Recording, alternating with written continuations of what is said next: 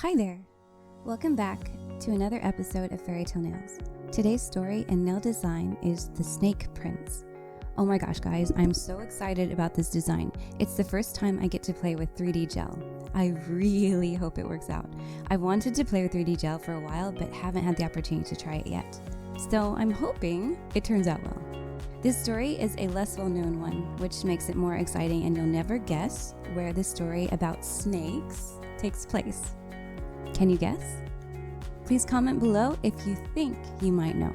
For those new to my channel, I wanted to share a quick explanation of why I've decided to create this series. When I moved to Australia, I inherited a beautiful old book of fairy tales. These are the original fairy tales. Some stories you've no doubt heard, but some maybe you haven't, and not all of them have happy endings. I decided to create this channel as a way of preserving these beautiful old stories and to help expand my other passion, which is nail art. I really hope you enjoy hearing these old stories and watching some new nail art. So sit back, snuggle your favorite pillow, stuffed animal, or pet, and please enjoy the story of The Snake Prince, along with some nail art. Thanks so much, guys.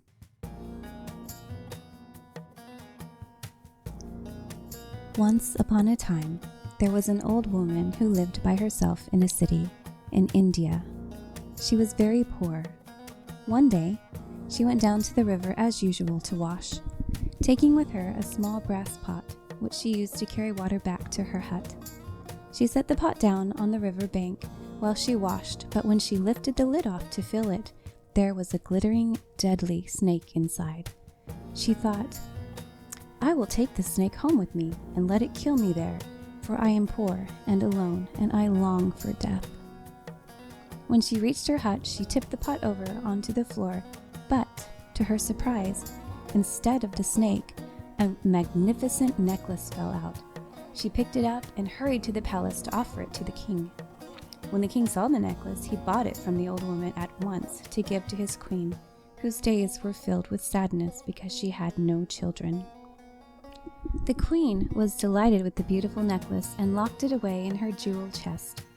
Sometime later, she wanted to look at it again, but when she opened the door, she found, to her amazement, that the necklace had disappeared, and in its place was a baby boy, who sat on the silk cushion, smiling and beaming happily at her. "Oh," she gasped, "I've always longed for a baby. This child is a lovelier jewel than any necklace that ever was made." The years went by, and the boy grew into a young man whose beauty and wisdom were praised by all. His parents started looking for a bride for their son, and eventually it was arranged that he should marry a beautiful princess from a neighboring state.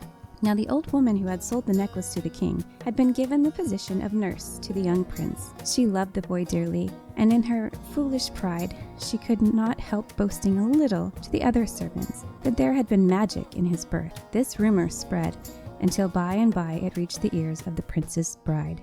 Filled with curiosity, she resolved to find out the secret as soon as she became his wife. When the feasting was over and night had fallen, and the scent of flowers filled the air, the prince spoke tenderly to his bride, but she did not answer him. She was silent for a long time, while the prince pleaded with her to speak. At last she said, "Tell me the story of your birth." The prince was filled with dismay at her request. "If I tell you," he said, "you will be sorry that you ever asked me." For many months, their lives continued on this way, each one growing sadder and paler because of the secret that lay between them. At last, the prince could bear it no longer, and he said to his bride, "At midnight tonight, I promise to tell you my secret, but you will repent it all your life." The princess was so happy to hear this that she paid no heed to his warning. That night, the prince ordered their horses to be saddled, and a little before midnight, he rode with the princess down to the river. By its bank, he stopped and asked in an infinitely sad voice, "Do you still wish me to tell you my secret?" "Yes," she answered. "Then," said the prince, "know that I am the son of the king of a far country, and that I was turned by a wicked spell into a snake." No sooner had he spoken the last word than he sank to the ground and disappeared. The princess heard a rustle and saw in the moonlight a snake gliding into the river. She called to her love to return and searched everywhere for him, but the night held its secret. The wind mourned through the trees, and the river flowed silently past, and her prince did not return. When the king and queen found her in the morning, she was weeping, and her long hair was flowing loose. Her feet were cut and bleeding from the stones that she had stumbled on in the night, searching for her husband. All she asked was that they build a temple of black stone on the river bank where she could live alone and mourn for the prince. Years passed, and still the princess waited for her husband to return. She never left the temple, and the guards who watched over her never allowed anyone to come inside. Then, one morning, when she awoke, she found a stain of fresh mud on the pillow beside her. She asked the guards if anyone had entered the room while she was asleep, but they had seen no one. The next morning, she again found fresh mud on the pillow. Again, she asked the guards, and again they assured her that no one could have entered her room. The third night, the princess determined to stay awake and watch, so she cut her finger with a knife so that the pain would keep her from sleeping. At midnight, she saw a snake come slithering along the floor with mud from the river still clinging to its skin. It came up to her bed, raised its head, and then sank down onto the pillow beside her. "Who are you? And what do you want?" she whispered, terrified. "I'm the prince, your husband," replied the snake, "and I have come to see you again." The princess began to weep, and as he watched her, the snake went on, "Alas, didn't I tell you that you would repent your curiosity all your life?" "Oh yes," cried the poor princess. "I have repented it all these years, and I have been alone. Is there nothing I can do to bring you back again?" And the snake answered, "Yes, there is one thing, if you are brave enough to do it.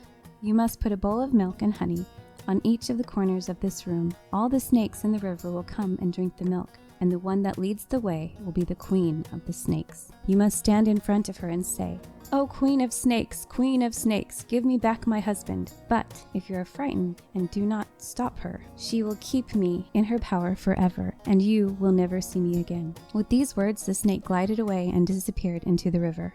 The following night, the princess took 4 bowls of milk and honey and put one in each corner of the room. Then she stood in the doorway, waiting. At midnight, there was a great hissing and rustling from the river, and presently the ground was covered with writhing forms of snakes, their eyes glittering and their forked tongues quivering and reaching forward as they moved towards the princess. They were led by a huge, hideous creature who was the queen of the snakes.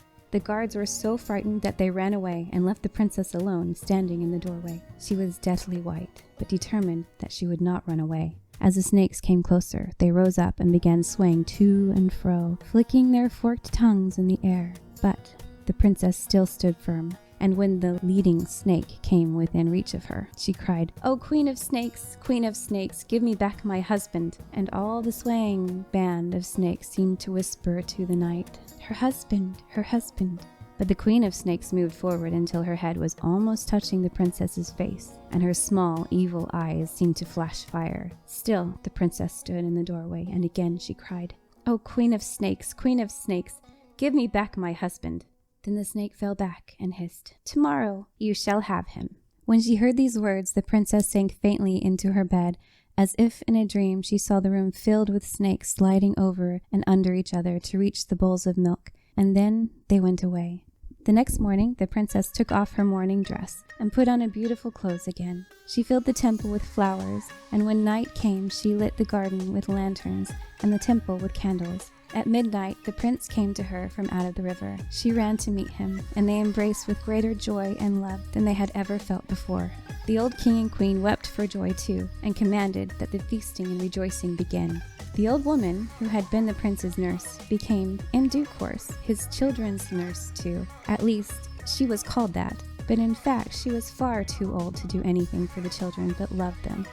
And the prince and princess ruled the land for many years with love and wisdom in their hearts. The end.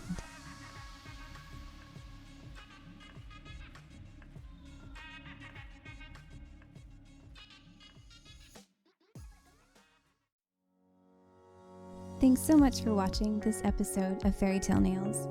If you like this channel and are looking forward to the next fairy tale and nail art design, please let me know in the comments below. If you liked this episode and would like to see more future episodes, please consider subscribing and click the bell. That way, you'll be notified when the next episode is complete. I can't wait to see what new nail designs we come up with for the future stories. Thank you so much for stopping by, and I will see you next time. See you guys. Bye.